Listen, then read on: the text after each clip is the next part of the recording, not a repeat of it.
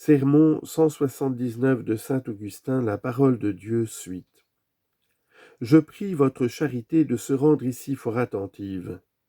Servir les saints, leur préparer à manger, leur offrir à boire, pour eux dresser la table, préparer un lit, leur laver les pieds et les recevoir dans sa demeure. Tout cela, disons-nous, doit passer. Mais qui oserait avancer que, si maintenant nous vivons de la vérité, nous n'en vivrons plus une fois parvenus à l'immortalité ? N'est-il pas vrai que nous ne pouvons aujourd'hui recueillir que des miettes, et qu'alors nous serons assis à la table de Dieu même? C'est de ces aliments spirituels que parlait le Sauveur, lorsque faisant l'éloge de la foi du centurion, il disait « En vérité, je vous le déclare, je n'ai pas trouvé en Israël une foi aussi grande. » Aussi, je vous l'annonce, beaucoup viendront de l'Orient et de l'Occident, et prendront place avec Abraham, Isaac et Jacob, au festin du royaume des cieux. Matthieu chapitre 8, versets 10 à 11.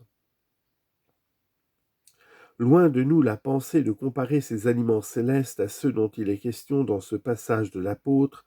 La nourriture est pour l'estomac et l'estomac pour la nourriture, mais Dieu détruira l'un et l'autre. 1 Corinthiens 6, 13. Il détruira, c'est qu'on ne ressentira plus la faim. Mais la nourriture qu'on prendra alors durera toujours. C'est la récompense qu'il promet de donner à ses saints dans son royaume.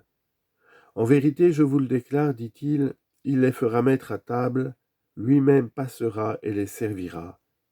Luc 12, 37. Que signifie il les fera mettre à table, sinon il les fera reposer complètement? Et il passera lui-même et les servira? Qu'il les servira après avoir passé ici, car le Christ a passé ici, et il nous faudra le rejoindre dans ce séjour où il ne passe plus. Le mot Pâques en hébreu signifie passage. À quoi fait allusion le Sauveur, ou plutôt son évangéliste, lorsqu'il dit « L'heure étant venue pour lui de passer de ce monde à son Père » Jean chapitre 13, verset 1. Or, si dès maintenant il nous sert, et quelle nourriture, à quoi ne devons-nous pas nous attendre alors?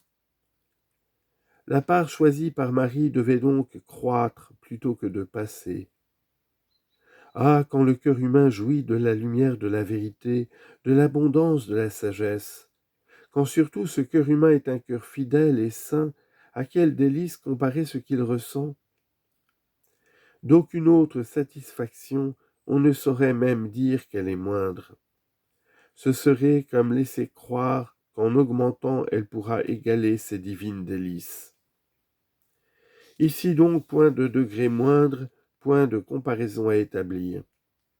Les joies sont de nature trop différente. Pourquoi en ce moment êtes-vous si attentif et si appliqué? Pourquoi cette émotion et ce plaisir quand vous voyez la vérité? Que voyez-vous alors? Que saisissez-vous? Quelle couleur brillante a frappé vos regards? Quelle forme, quelle figure a passé devant vous?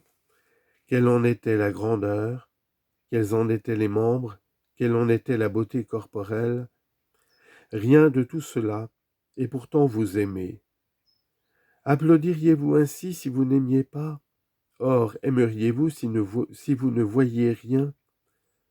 Oui, sans que je vous montre ni forme corporelle, ni couleur, ni contour, ni mouvement cadencé, sans que je vous montre rien de tout cela, vous voyez, vous aimez, vous applaudissez.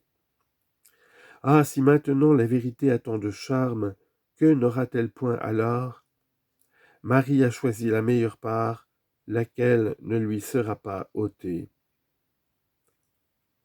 Autant que je l'ai pu et que le Seigneur a daigné m'en faire la grâce, j'ai montré à votre douce charité combien vous êtes plus en sûreté en restant debout pour écouter que nous en prêchant. Ne faites-vous pas aujourd'hui ce que tous nous ferons plus tard? Dans la patrie, en effet, il n'y aura plus personne pour porter la parole. Le Verbe se portera lui-même.